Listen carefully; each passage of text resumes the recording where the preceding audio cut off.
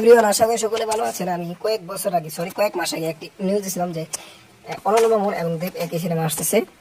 So যেটা খবর হলো যে অনন্য মামুনকে ঘাড় ধাক্কা দিয়ে শাকিব খান বের করে দিয়েছে। শেরের জন্য সিডিউল চেয়ে গেছিল, অনন্য মামুনের কাছ থেকে দানবের বা অন্য কোনো দানব না হলেও তাকে ঘাড় ধাক্কা দিয়ে বের করে দিয়েছে। কি বুঝলেন? এমনটাই হইতে হয়েছে, এটা আমি জানি না ভিতরে খবর। তবে আমি যেটা গোপন সূত্রতে জানিয়েছি যে শের শাকিব খানের সাথে শেরও হচ্ছে না, এবং অনন্য মামুন এবং দেব যে জুটিটা একটা মুভি করার কথা ছিল, দেবের শাকিব এটা মানে দরদের আগে এটা চুক্তিবদ্ধ করেছিল ছিল এসকে মুভিজের করা আর দেবেনের যে ভেঞ্চারাস, সেই মুভিটা এখন দেব রিজেক্ট করে দিয়েছে, আর সেটা হবে না।